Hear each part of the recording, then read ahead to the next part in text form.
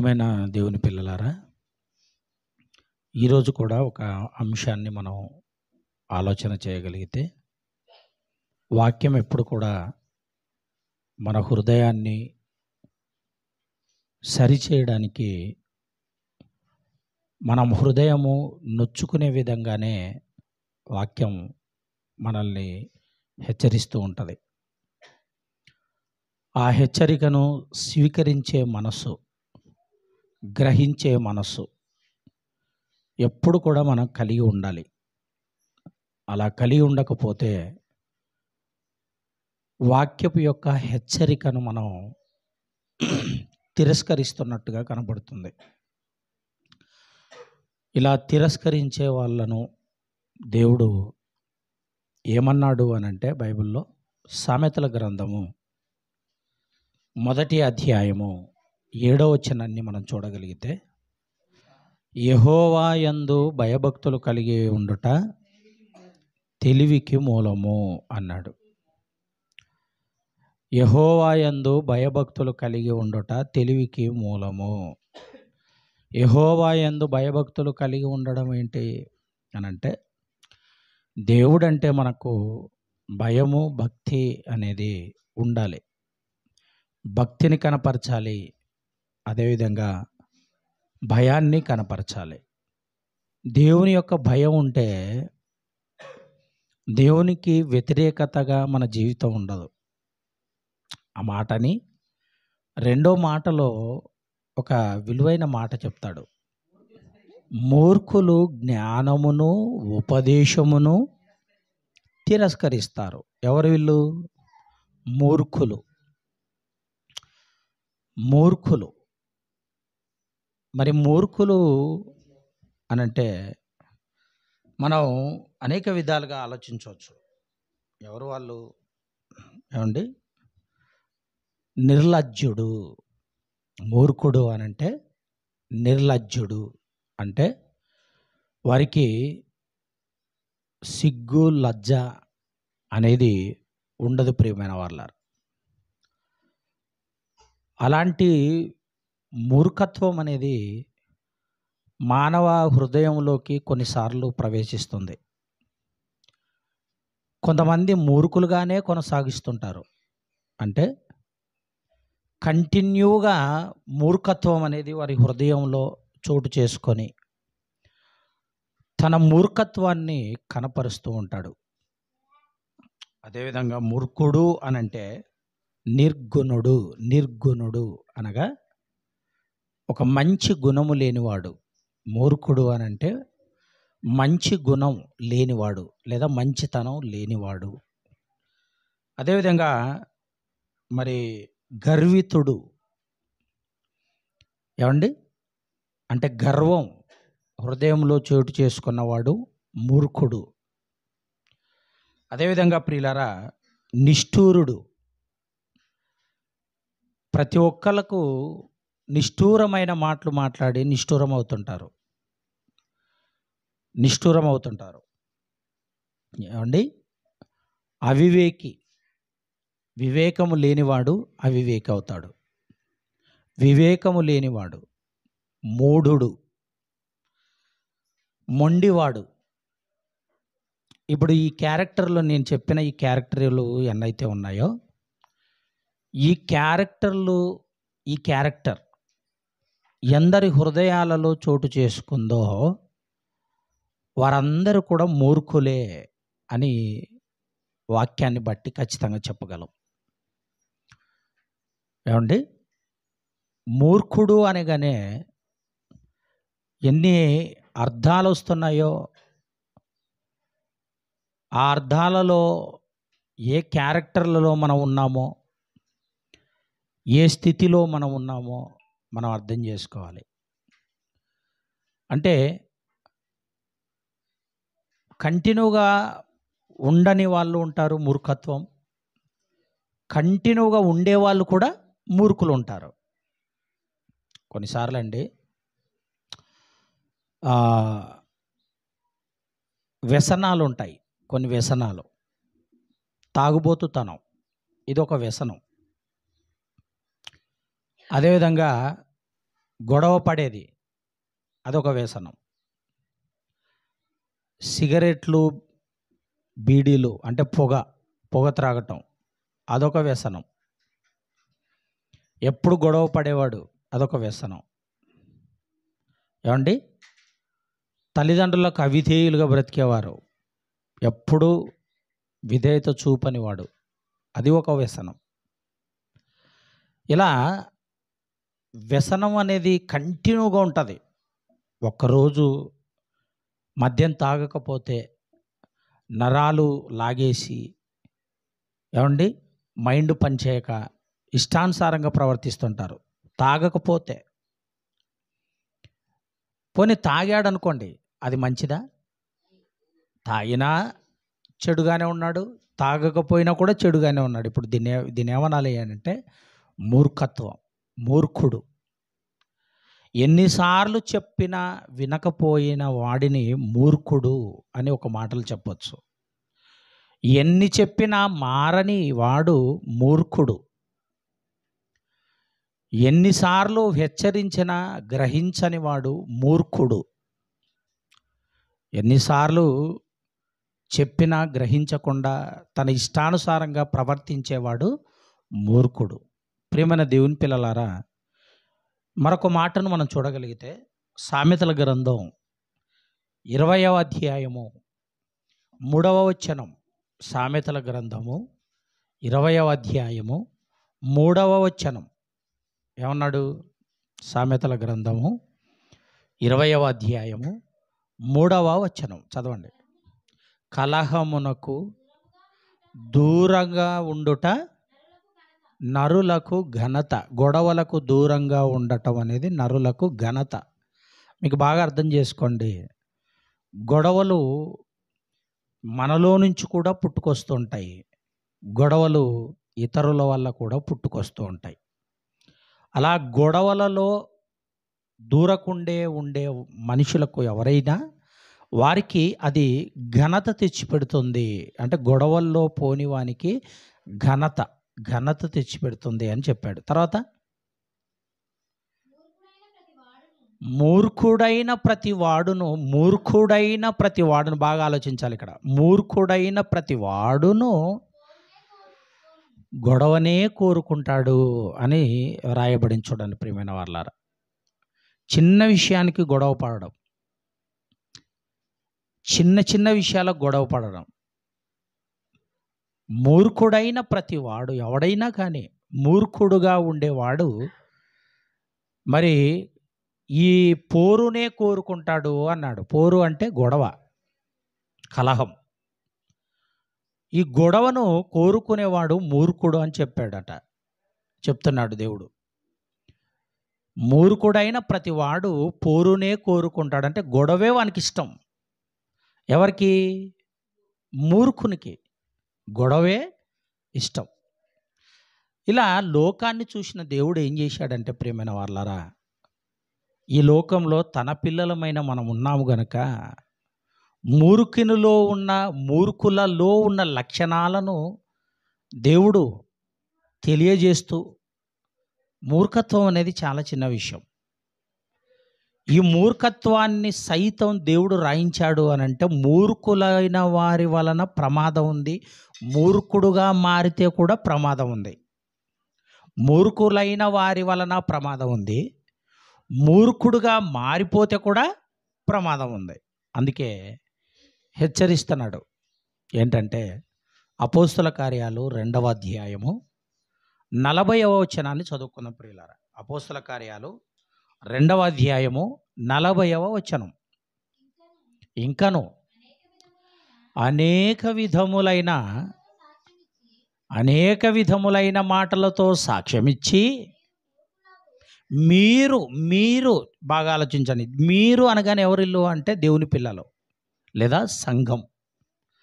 దేవుని పిల్లలమైన మనము, సంఘం అని పిలువబడుతున్న మనము, మీరు మూర్ఖులగు ఈ తరము వారికి వేరై రక్షణ పొందుడని వారిని హెచ్చరించను. పేతురు గారు ప్రసంగాన్ని ప్రారంభించి పేతురు గారు తన ప్రసంగము ద్వారా ప్రభువులోకి మారిన ప్రతి ఒక్కళ్ళని కూడా జాగ్రత్త పరచడానికి మాట్లాడుతున్న మాటలు ఇవి.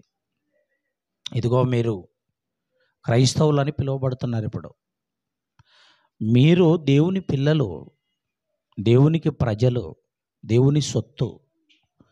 దేవుని పిల్లలైన మీరు ఎలా ఉండాలి అని అంటే, లోకము పోకడతో, లోకములో ఉన్నవారు మూర్ఖత్వముతో ఉన్నారు గనక లోకాన్ని పట్టించుకోకుండా, లోకాన్ని చూడకుండా మూర్ఖులగు ఈ తరము వారికి మీరు వేరై ఉండాలి. మీకు రక్షణ రావాలి అని అంటే, దేవుని పిల్లలని పిలువబడుతున్న మీకు రక్షణ రావాలి అని అంటే మీరేం చేయాలి అంటే, మూర్ఖులగు ఈ తరము వారికి వేరై రక్షణ పొందండి. ఇప్పుడు మూర్ఖులు అంటే మనం విన్నాం కదా. మూర్ఖుడు ఎలా ఉంటాడు అంటే కలహమును కోరుకుంటాడు.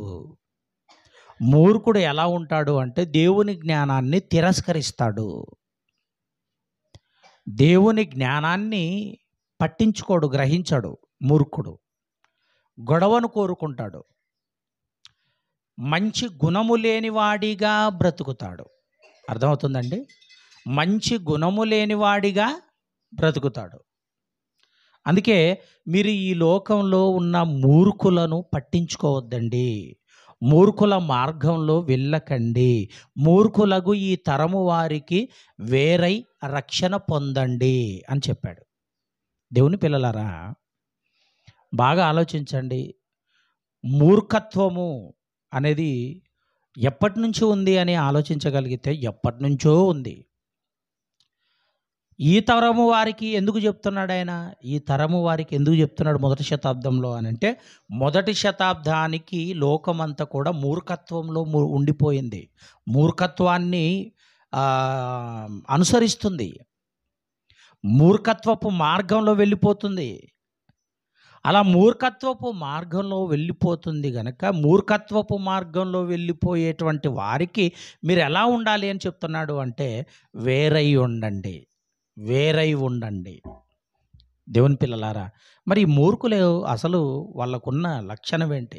ఫిలిప్పీలకు రాసిన పత్రికలో 2వ అధ్యాయం 14వ వచనంలో ఒక మంచి వివరణ ఇస్తున్నాడు. ఫిలిప్పీలకు రాసిన పత్రిక 2వ అధ్యాయము 14వ వచనం. ఫిలిప్పీలకు రాసిన పత్రిక 2వ అధ్యాయము 14వ వచనాన్ని 15వ వచనాన్ని చదువుకుందాం ప్రియులారా. ఏమండి? మీరు మూర్ఖమైన వక్రజనము మధ్య నిరపరాధులను, నిష్కలంకులను, అనింద్యులునైన దేవునికి కుమారులగునట్లు సనుగులను, సంశయములను మాని సమస్త కార్యములను చేయుడి అన్నాడు.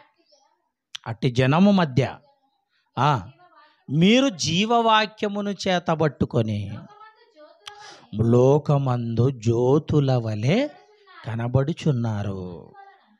ఏమన్నాడంటే సంఘానికి చెప్తున్నాడు, దేవుని పిల్లలకే చెప్తున్నాడు. ఇక్కడ కూడా ఏమన్నాడు? మూర్ఖులకు వక్ర జనము మధ్య అన్నాడు. మూర్ఖులకు వక్ర జనము మధ్య అంటే మనం ఎక్కడున్నాం అన్నమాట? మూర్ఖుల మధ్యనే ఉన్నాం. మూర్ఖుల మధ్య ఉన్నాము గనక మీరేం చేయాలి అంటే, మీరు సంశయములను, సనుగులను మాని సమస్త కార్యములను చేయుచు, సమస్త కార్యములను చేస్తూ అట్టి జనము మధ్య అంటే ఎట్టి జనము మధ్య? మూర్ఖులకు వక్రజనము మధ్య.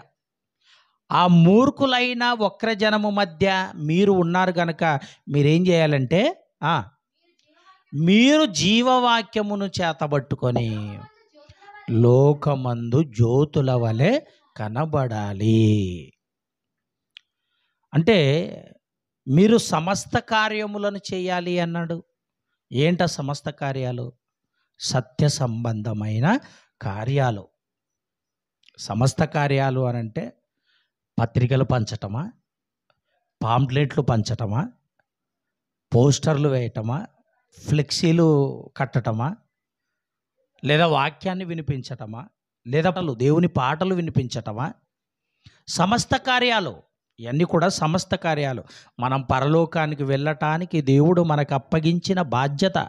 ఎవరు చేయవలసిన బాధ్యత వాళ్ళకుంది. ఎవరు చేయవలసిన బాధ్యత వారు చెయ్యాలి అని చెప్తున్నాడు. సమస్త కార్యాలు. ఎందుకంటే మనం ఎవరి మధ్య ఉన్నాము? మూర్ఖుల మధ్య ఉన్నాము గనక ఇదిగో మూర్ఖులను పక్కకు పెట్టేసేయండి. వాళ్ళని పట్టించుకోవద్దండి. వారికి మీరు ఎలా ఉండాలి అంటే, వారి మధ్యకు వెళ్ళకుండా, వారి లక్షణాలు లేదా వాళ్ళ మార్గంలోకి వెళ్ళకుండా, మూర్ఖులైన వక్రజనము మధ్య మీరు ఉండకుండా సమస్త కార్యాలను చేయుచు మీరు జీవవాక్యమును చేతబట్టుకోవాలి అన్నాడు. జీవవాక్యమును చేతబట్టుకోవాలి అని అంటే ఎలా పట్టుకోవాలి చెప్పండి? మనల్ని అసలు వాక్యాన్ని జీవవాక్యం అంటున్నాడు ఏంటి? ఎందుకంటే లేఖనములలో ఏముంది? జీవముంది. లేఖనాలలో జీవముంది. ఎలా జీవముంది అన్నప్పుడు యేసుక్రీస్తు వారు మాట అంటాడు, మీరు రొట్టె వలన కాదు కానీ, రొట్టె వలన మాత్రమే కాదు కానీ దేవుని నోట నుండి వచ్చు ప్రతి మాట వలన మరి మీరు బ్రతుకుతారు. అంటే వాక్యంలో ఏముందన్నమాట? జీవముంది. కనుక జీవవాక్యాన్ని చేతబట్టుకొని మీరు ఈ లోకంలో జ్యోతుల వలె ఉండండి. అంటే చీకటి లోకంలో ఉన్నటువంటి వారికి మీరు వెలుగై ఉండాలి. చీకటిలో గడుపుతున్న లేదా చీకటిలో నడుస్తున్న వారికి మీరు వెలుగై ఉండాలి. ఎలా వెలుగై ఉంటారు? జీవవాక్యమును చేతబట్టుకొని. ఎందుకంటే మూర్ఖులు ఏం చేస్తారు అంటే వక్రీకరణ చేస్తారు. వాళ్ళ వక్ర బుద్ధి చూపిస్తుంటారు. ఆ వక్ర బుద్ధితో దేవుని నమ్మిన ప్రతి ఒక్కళ్ళను కూడా తమలోకి లాక్కోవడానికి, తమలోకి పిలుచుకోవడానికి. ఎందుకంటే ప్రియమైన దేవుని పిల్లలారా, ఏమన్నాడంటే బైబిల్లో, చెడు సాంగత్యము వలన మంచి నడవడిక ఏమవుతుంది? చెడిపోతుంది అన్నాడు. మంచి నడవడిక అంటే దేవునిలో మంచి నడవడిక ఉంది. మంచిగా మాట్లాడుతున్నాం, మంచి కార్యాలను చేస్తున్నాం, మంచి మర్యాదను ఇస్తున్నాం, అందరినీ గౌరవిస్తున్నాం. ఇవన్నీ కూడా చేస్తున్నటువంటి మనకు, మంచి లక్షణాలలో ఉన్నటువంటి మనకు, ఒక సహాయపడే మనసున్న మనకు, సహాయం చేసే మనస్తత్వం ఉన్న మనకు, ఒకవేళ ఒక చెడు మార్గం ఉందనుకోండి, చెడు సాంగత్యం అన్నాడంటే చెడు స్నేహం. ఆ చెడు స్నేహము ఎవరైతే మనకు ఉంటారో వారు మంచి నడవడికని చెడిపేస్తారు. ఆ చెడిపేసే వారే మూర్ఖులు. వక్రీకరిస్తారు, మన జీవితాన్నే వక్రీకరిస్తారు. అవసరం ఉన్నంత వరకు మనతో పాటే ఉంటారు. అవసరం అంటే మన సమస్య వాళ్ళ సమస్య అని అనుకుంటారు. మీ సమస్యలను మేమే తీరుస్తామని అంటారు. వాళ్ళ అవసరము తీరిపోయినాక ఏమంటారో తెలుసా? మీరెవరో మేమెవరమో. అంటే వాళ్ళ అవసరం తీరిపోయేసరికి మన జీవితం ఏమైపోతుంది అని అంటే అగమ్య గోచరంలోకి వెళ్ళిపోతుంది. అప్పటికే మన మార్గము మారిపోయి ఉంటుంది, తప్పిపోయిందిక. మంచి నడవడిక మారిపోయింది, సహాయం చేసే మనసు మారిపోయింది, మంచి ఆత్మీయత మారిపోయింది. అన్నీ మారిపోయిన తర్వాత, అతనిలోకి సంపూర్ణంగా వెళ్ళిపోయిన తర్వాత, మూర్ఖులమై మారిపోయిన తర్వాత మనం కూడా మూర్ఖులమైపోతాం అన్నమాట. అలా మారిపోయిన తర్వాత ఏమంటారో తెలుసా? నీ సమస్య నా సమస్య అన్నవాడు నీది నీదే, నాది నాదే అంటాడు. అందుకేమన్నాడు? మూర్ఖులైన వక్ర జనము మధ్య అన్నాడు. అంటే మూర్ఖులైన వక్ర జనము మధ్య ఉన్న మనము ఏం చేయాలి అంటే సమస్త కార్యాలను చేయాలి. సమస్త కార్యాలను చేయాలి. దేవుని పిల్లలారా, ఆలోచించండి. దేవుడు మనల్ని జాగ్రత్త పరచడానికి ఎంత చిన్న విషయాన్ని కూడా మనకు నేర్పిస్తున్నాడు. దేవుడు తన మార్గంలో, తన సన్మార్గంలో నడిపించడానికి, మన నడవడికను చేంజ్ చేసుకోవడానికి, మన నడవడికను మార్చుకోవడానికి తను చిన్న చిన్న విషయాలలో కూడా జాగ్రత్త పరుస్తున్నాడు. ఎందుకంటే లోకము చిన్నది కాదండి. సాతాను కబంధ హస్తాల కింద ప్రపంచం అంతా కూడా నలిగిపోతుంది. అలాంటి నలిగిపోతున్న స్థితిలో మనము నలిగిన వాళ్ళమే. ప్రభువుని నమ్ముకున్నాం, వాక్యాన్ని స్వీకరించాం, వాక్యాన్ని చేతబట్టుకున్నాం, వాక్యాన్ని బట్టి ప్రభువులోకి వచ్చాం. అంటే ఆ హస్తాల కింద, సాతాను యొక్క హస్తాల క్రింద మనం ఉండకుండా దేవుని కరచాలం కింద ఉండటానికి వచ్చాం ప్రియమైన వాళ్ళరా. తన కరములు చాచి పిలిచిన తన ఆహ్వానాన్ని మన్నించి దేవుని యొక్క వాక్యము చేత తన పిలుపును అందుకొని తన పిలుపుకు లోబడి లేదా వాక్యానికి లోబడి ప్రభువులోకి వచ్చిన మనము తన స్వహస్తాల కిందనే బ్రతకడానికి ప్రయత్నం చేయాలి. ఎందుకో తెలుసా? మనుషులను నమ్ముకొనుట కంటే యెహోవాను ఆశ్రయించుట మేలు అన్నాడు అనంటే ప్రియమైన దేవుని పిల్లలారా, ఇదిగో ఇశ్రాయేలీయులను తన రెక్కల కింద ఎలాగైతే కాపాడాడో తన ప్రజలను పిలువబడుతున్న మనలను, అనగా క్రైస్తవులుగా పిలువబడుతున్న మనము, దేవుని పిల్లలు అని పిలువబడుతున్న మనల్ని కూడా తన రెక్కల కింద కాచి కాపాడుతున్నాడు ప్రియమైన వాళ్ళారా. మంచి ఆరోగ్యం, మంచి పోషణ, కడుపు నింపుతున్నాడు, ఉల్లాసమైన జీవితాన్ని ఇస్తున్నాడు. ఎంత కష్టం వచ్చినా దాన్ని ఎదుర్కొని వాటి ప్రకారంగా మనం బ్రతకడానికి ప్రయత్నం చేస్తున్నాం. అంటే కష్టం వచ్చిందని ప్రభువును వదులుకోకూడదు, నష్టం వచ్చిందని ప్రభువును వదులుకోకూడదు, బాధ వచ్చిందని ప్రభువును దూరం చేసుకోకూడదు, శ్రమ వచ్చిందని వాక్యానికి దూరం కాకూడదు. టోటల్గా తను ఎంత కష్టము లోకంలో వచ్చినా, లోకంలో మనుషులుగా పుట్టాము కనుక మనకేమొస్తుంది అని అంటే మనకు కష్టం వస్తుంది, శ్రమ వస్తుంది. ఎందుకంటే ఇదిగో ఈ భూమి మీదకు పుట్టుకొచ్చిన ప్రతి ఒక్కరు కూడా ఇదిగో కష్టాన్ని అనుభవించడానికి, బాధలు అనుభవించడానికే వస్తున్నారు. అయితే వాటిని ఎదుర్కోగలిగిన శక్తిని, సామర్థ్యాన్ని దేవుడు మనకి ఇవ్వబోతున్నాడు కనుక దేవుని మీద ఆధారపడి బ్రతకడానికి మనం ప్రయత్నం చేయాలి. నా దేవుడు ఉన్నాడు అనుకోవాలి. ఏ కష్టం వచ్చినా, నీకు భోజనం లేదా, దేవుడున్నాడు. నీకు బట్ట లేదా, దేవుడున్నాడు. నీకు ఇల్లు లేదా, దేవుడున్నాడు. నీకు ఉద్యోగం లేదా, దేవుడున్నాడు. సంపాదన లేదా, దేవుడున్నాడు. ఒక పూట గడవటం లేదా, దేవుడున్నాడు. దేవుడున్నాడని దేవుడిని ఆధారం చేసుకొని బ్రతికిన భక్తులు మనకు బైబిల్లో కనబడతారు ప్రియమైన దేవుని పిల్లలారా. ఆలోచించండి. దేవుణ్ణి ఆధారం చేసుకొని బ్రతికిన ప్రతి ఒక్కరు కూడా ఎవరు కూడా లోకంలో నష్టపోయినట్టుగా కనబడటం లేదండి. ఎందుకంటే లోకాన్ని నష్టంగా ఎంచుకున్న వారు ఉన్నారు. ఎందుకు నష్టంగా ఎంచుకున్న వారు ఉన్నారు అనంటే రాబోయేది ఒక మంచి బహుమానం, రాబోయేది ఒక గొప్ప బహుమానం, దేవుడు ఇవ్వబోతున్నది ఒక మంచి జీవ కిరీటం. అంత గొప్పదాన్ని వదిలిపెట్టి ఇదంతా కూడా లయమైపోయేది కదా. ఇల్లు ఉండదు మనకు ఒకనాడు, ఆస్తులు ఉండవు ఒకనాడు, బంధుత్వం ఉండదు ఒకనాడు, రక్త సంబంధం ఉండదు ఒకనాడు. అందరిని వదిలిపెట్టి వెళ్ళాలి. మన అనుకునే వాళ్ళే మనం పోయాక మనల్ని, మన శరీరాన్ని తీసుకెళ్ళి శ్మశానంలో పడేస్తారు. ఆలోచించని ప్రియమైన దేవుని పిల్లలారా, ఎప్పుడు కూడా దేవుడు అనేటువంటి ఆయన మన తండ్రిగా మనల్ని ఎప్పుడు ఆహ్వానించి తనలో ఉండటానికి దేవుడు అవకాశం ఇచ్చాడు కనుక అందరూ వద్దనుకున్నా ఆయన మాత్రం మనల్ని వద్దనుకోడు, కావాలనుకుంటాడు. అదండి దేవుడు అంటే. కొన్నిసార్లు భర్తలే భార్యలను వద్దనుకుంటారు, భార్యలే భర్తలను వద్దనుకుంటారు, తల్లిదండ్రులే పిల్లలను వద్దనుకుంటారు. వద్దు, నాకు ఇది వీళ్ళొద్దు. కానీ దేవుణ్ణి ప్రేమించి దేవుని మార్గంలో మనం నడిచామా, దేవునిలో ఉండగలిగితే దేవుడు మనల్ని ఎప్పుడు కూడా తన చెయ్యి విడువడు ప్రేమైన దేవుని పిల్లలారా. ఆయనే పట్టుకున్నాడు. బ్రతికున్నాము అంటే ఆయన పట్టుకున్నట్టు లెక్క. భోజనం చేస్తున్నాము అంటే ఆయన పట్టుకున్నాడని లెక్క. మన కష్టార్జితాన్ని మనం అనుభవిస్తున్నాము అని అంటే ఆయన పట్టుకున్నాడని లెక్క. మన పిల్లల్ని మనం ప్రేమిస్తున్నాము అంటే మనల్ని పట్టుకున్నాడని లెక్క. మన కుటుంబం అంతా కూడా మంచిగా ఉంది అని అంటే దేవుడు పట్టుకున్నాడని లెక్క. దేవుని పిల్లలారా ఆలోచించండి.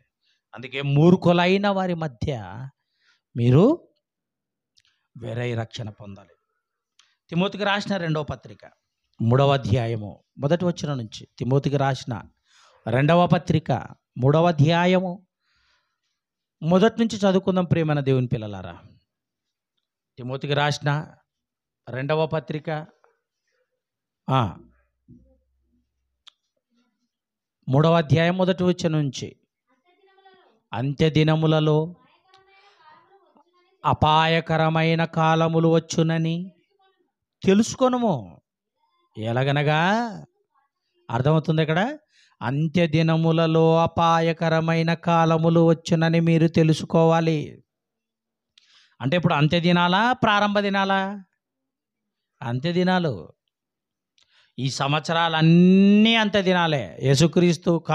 యేసుక్రీస్తు భూమి మీదకి ఎప్పుడైతే వచ్చాడో అప్పుడు అంత్య దినాలు ప్రారంభమయ్యాయి. అప్పటి నుంచి నేటి వరకు అంత్య దినాలు కొనసాగుతున్నాయి.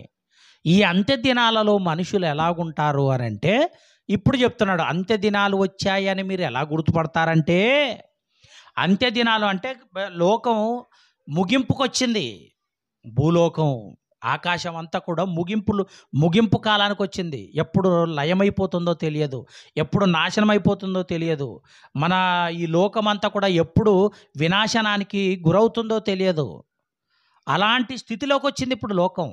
అలాంటి స్థితిలో ఉంది అని తెలుసుకోవడానికి మనుషుల లక్షణాలను ఎత్తి చూపుతున్నాడు. చూడండి, దేవుడు ఏమన్నాడు? ఏలయనగా మనుషులు స్వార్థప్రియులు, ధనాపేక్షులు, బింకములాడువారు, అహంకారులు, దూషకులు, తల్లిదండ్రులకు అవిధేయులు, కృతజ్ఞత లేనివారు, అపవిత్రులు, అనురాగరహితులు, అతిద్వేషులు, అపవాదకులు, అజితేంద్రియులు, క్రూరులు, సజ్జన ద్వేషులు, ద్రోహులు, మూర్ఖులు, గర్వాంధులు, దేవుని కంటే సుఖానుభవమును ఎక్కువగా ప్రేమించువారు ఉన్నారా లేదా? ఇప్పుడు ఉన్నారు. స్వార్థపరులు ఉన్నారు, మూర్ఖులు ఉన్నారు, తల్లిదండ్రులకు అవిధేయులు ఉన్నారు, దేవునికి వ్యతిరేకంగా బ్రతికేవారు ఉన్నారు, ఏమంటే గర్వాంధులు ఉన్నారు, మూర్ఖులు కూడా ఉన్నారు అని చెప్తున్నాడు ఇక్కడ. మూర్ఖులు కూడా ఉన్నారు అంటే ఇప్పుడు వీళ్ళందరూ బయలుదేరారు అని అంటే ఈ క్యారెక్టర్లల్లా ఈరోజు భూమి మీద ఉన్నాయి అని అంటే ఏమొచ్చాయని అర్థం చేసుకోవాలి. అంత్యదినాలు వచ్చాయని అర్థం చేసుకోవాలి. అంత్యదినాలు ప్రారంభమయ్యాయని అర్థం చేసుకోవాలి. ఈ క్యారెక్టర్లు మనుషులలో కనబడుతున్నాయి. ఈరోజు ఈ క్యారెక్టర్ అంతా కూడా కనబడుతున్నాయి కనుక ఇదిగో అంత్యదినాలు ప్రారంభమయ్యాయి. ఒక భక్తుడు చెప్తాడండి, ఆయన చెప్పే మాటలు నిజంగా చివరికి వచ్చేసరికి ఏమంటాడంటే, నా మూర్ఖత వలన ఇవన్నీ కూడా జరుగుతున్నాయి, నా మూర్ఖత వలన ఇవన్నీ కూడా జరిగాయి దేవా అని దేవునికి ఏమండి మొరపెడుతున్నాడు. ఆ సందర్భం చూసి ముగించుకుందాం. కీర్తనల గ్రంథం 38వ అధ్యాయము. కీర్తనల గ్రంథము 38వ అధ్యాయము. కీర్తనల గ్రంథము 38వ అధ్యాయము మొదటి వచనం నుంచి చదువుకుందాం ప్రియమైన వారలారా. మంచి మాటలు. మొదటి వచనం నుంచి. యెహోవా ఎవరు మాట్లాడుతున్నారు? జ్ఞానకార్థమైనది దావీదు కీర్తన. దావీదు మాట్లాడుతున్నాడు, దావీదు గారు మాట్లాడుతున్నాడు. ఏమని మాట్లాడుతున్నాడు చూడండి. యెహోవా కోపోద్రేకము చేత నన్ను గద్దింపకుము, నీ ఉగ్రత చేత నన్ను శిక్షింపకుము. నీ బాణములు నాలో గట్టిగా నాటియున్నవి, నీ చెయ్యి నా మీద భారముగానున్నది. నీ కోపాగ్ని వలన ఆరోగ్యము నా శరీరమును విడిచిపోయెను. నా పాపమును బట్టి నా ఎముకలలో స్వస్థత లేదు. నా దోషములు నా తల మీదుగా పొర్లిపోయినవి. నేను మోయలేని బరువు వలె అవి నా మీద మోపబడి ఉన్నవి. నా మూర్ఖత వలన కలిగిన నా గాయములు దుర్వాసన గలవై స్రవించుచున్నవి అన్నాడు. చూడండి ప్రియమైన వాళ్ళారా, నా మూర్ఖత వలన. దావీదు గారే మాట్లాడుతున్నారు. అంటే మరి భక్తులైన వారికి కూడా కొన్నిసార్లు మూర్ఖత్వం వచ్చింది. కొన్ని సందర్భాల్లో మనం కూడా మూర్ఖులుగా మొండిగా, ఎందుకంటే మూర్ఖత్వం అంటే మొండితనం ఉంటే కూడా మూర్ఖత్వమే. గొడవలు పడే మనస్తత్వం ఉందా? మూర్ఖత్వమే. గర్వం ఉందా? మూర్ఖత్వమే. ఆలోచించండి. మంచి గుణము లేదా? అది మూర్ఖత్వమే. అంటే ఇన్ని లక్షణాలు, మూర్ఖత్వము అనే ఈ పదంలో ఇన్ని లక్షణాలు ఉన్నాయి గనక ఇదిగో మీరు మూర్ఖుల విషయంలో జాగ్రత్త. మీరు మూర్ఖులకు వేరై ఉండండి. మూర్ఖమైన వక్రజర్మం మధ్య మీరు జీవవాక్యమును చేతబట్టుకొని జ్యోతుల వలె ఉండండి అని దేవుడు ఎన్ని జాగ్రత్తలు చెప్పడానికి కారణం ఏంటో తెలుసా? ఇదిగో మూర్ఖత్వము అనేది మనలను జీవానికి తీసుకెళ్ళేది కాదు అంటున్నాడు. చెడు వ్యసనం ఉందా? అది మూర్ఖత్వమే. ఎందుకంటే జీవానికి తీసుకెళ్ళాలి అంటే మూర్ఖత్వాన్ని వదిలేయాలి. మూర్ఖత్వాన్ని వదిలేయాలి. మీకు అర్థమవుతుందా? మొండితనం మనలోకి వచ్చింది అంటే మనం మూర్ఖత్వంలో ఉన్నామని అర్థం. మొండిగా వాదిస్తుంటారు కొంతమంది, మొండిగా గొడవ పడుతుంటారు కొంతమంది, తనే గెలవాలని కోరుకుంటుంటారు కొంతమంది. దాన్ని ఏమంటారు? మూర్ఖుడు. యోబు గారి దగ్గరికి తన భార్య వచ్చి, నువ్వు ఇంకా నీ యథార్థతను వదులుకోలేదా? నీవు ఇంకా నీ యథార్థతను వదులుకోలేదా అని ఏమన్నాడంటే, ఏమనింది అంటే తన భార్య, నీ యథార్థతను వదిలేసి దేవుణ్ణి దూషించి మరణము కమ్ము అని చెప్పిందండి. యథార్థతను వదిలేసి దేవుణ్ణి దూషించి నువ్వు చచ్చిపో అంటుంది తన భార్య, సొంత భార్యే. మరి పెళ్ళయ్యేటప్పుడు ఏం చెప్పింది? వ్యాధి అందును, బాధ అందును, ఆరోగ్యమందును, ఏమంటే సంతోషమందును, అన్నింటిలోనూ నీకు తోడుగా ఉంటుందని ప్రమాణం చేసింది కదా పెళ్ళప్పుడు. మరి భర్త చావు కోరుకోవచ్చా ఏ భార్య అయినా? అప్పుడు అన్నాడు, మూర్ఖురాలు మాట్లాడినట్లు మాట్లాడద్దు. నువ్వు మూర్ఖురాలిలా మాట్లాడుతున్నావు. దేవుడు పెట్టే బాధను మనం అనుభవించకూడదా? కేవలం సుఖాన్నే అనుభవించాలా?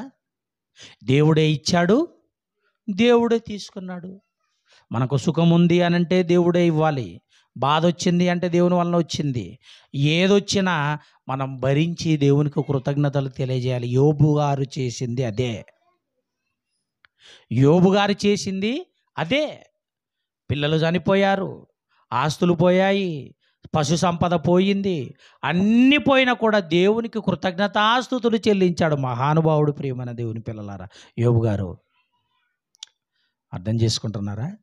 కనుక మూర్ఖులు ఎవరు అన్నప్పుడు ప్రియమైన దేవుని పిల్లలారా, దేవుని పట్ల విధేయత లేని వారందరూ కూడా ఒక్క మాటలో చెప్పాలి అంటే మూర్ఖులే. దేవుని పిల్లలుగా పిలువబడేటువంటి వారు ఇదిగో మూర్ఖులైన ఈ తరము వారికి మీరు వేరై రక్షణ పొందండి. రక్షణలో మనం నిలబడాలి అంటే మూర్ఖుల మాటలు, మూర్ఖుల ఆలోచనలు, మూర్ఖుల అలవాట్లు, మూర్ఖుల మార్గం అన్నింటినీ తీసివేయాలి, అన్నింటినీ దూరం చేయాలి. ఆ తర్వాత ఇదిగో ప్రభువులో సంపూర్ణమైనటువంటి దీనస్థితిలో మనం ఉండి దేవుని కోసం బ్రతకడానికి ప్రయత్నం చేయాలి. ప్రియమైన వాళ్ళారా, దావీదు గారు అదే చేశారు. నా మూర్ఖత వలన 5వ వచనంలో అదే అన్నాడు, నా మూర్ఖత వలన కలిగిన నా గాయములు దుర్వాసన గలవై స్రవించుచున్నవి అన్నాడు. చూడండి ప్రియమైన వాళ్ళ, అంటే దుర్వాసన వస్తుంది. మూర్ఖత్వం అనగానే దుర్వాసన వస్తుంది. అంటే ఏమంటే దుర్వాసన అనగానే దుర్వాసన కాదు. మూర్ఖుని చూసి ఎవరైనా, తాగుబోతుని చూసి ఎవరైనా దగ్గర పోయి చాలా సంతోషంగా మర్యాదగా పలకరించాలనిపిస్తుందా? అనిపిస్తుందా? ఎవరు అనిపించదు. ఎందుకో తెలుసా? వాడితో ఒక తాగుబోతు, ఒక రౌడీ వచ్చాడు అనుకోండి, వానితో వెళ్ళి ఏమంటే హ్యాపీగా మాట్లాడగలమా? మాట్లాడాలని అనిపిస్తుందా? మాట్లాడలేము. అంటే వాని దగ్గర వాసన లేకపోవచ్చు, కానీ అతని గుణం ఏదైతే ఉందో ఆ గుణమును దేవుడు అనేవన్నాడంటే దుర్వాసన. ఆ దుర్వాసన కలిగిన వ్యసనం కలిగినోడు ఉన్నాడు గనక, ఒక మూర్ఖత్వపు లక్షణంతో అతడు మరి బ్రతుకుతున్నాడు గనక అలాంటి వాని దగ్గరికి మీరు వెళ్ళకండి అని చెప్పాడు. మీరు వెళ్ళకండి. దేవుని పిల్లలారా ఆలోచించండి. దావీదు గారండి ఒకే ఒక్కసారి తప్పు చేశాడు. ఒకే ఒక్కసారి తప్పు చేసినా తనను తాను ఎంత అవమానంగా మాట్లాడుకుంటున్నాడో, తనను తాను ఎంత హెచ్చరికగా మాట్లాడుతున్నాడో ఒకసారి చూడండి. కోపోద్రేకము చేత నన్ను గద్దింపకము, నీ ఉగ్రత చేత నన్ను శిక్షింపకము, నీ బాణములు నాలో గట్టిగా ఉన్నవి, నీ చెయ్యి నా మీద భారముగానున్నది, నీ కోపాగ్ని వలన ఆరోగ్యము నా శరీరమును విడిచిపోయెను అన్నాడు. చూడండి, దేవుని కోపము వలన ఆ దావీదు గారికి తనలో ఉన్న ఆరోగ్యము విడిచిపోయిందట. ఆ తర్వాత నా పాపమును బట్టి నా ఎముకలలో స్వస్థత లేదు అన్నాడు. చూడండి ప్రియులారా, తను చేసిన ఒకే ఒక పాపము వలన తనలో స్వస్థత లేదు అంటున్నాడు. నా దోషములు నా తల మీదుగా పొర్లిపోయినవి. ఏమండి? నేను మోయలేని బరువు వలె అవి నా మీద మోయబడి ఉన్నవి.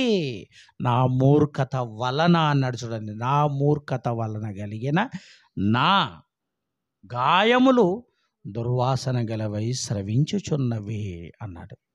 దేవుని పిల్లలారా ఆలోచించండి. కనుక మూర్ఖమైన ఆలోచనలు మనం చేయకుండా, మూర్ఖపు లక్షణాలు మనలోకి రానివ్వకుండా మనం జాగ్రత్త పడాలి. ఎందుకంటే మూర్ఖులు వేరు, మనము వేరు.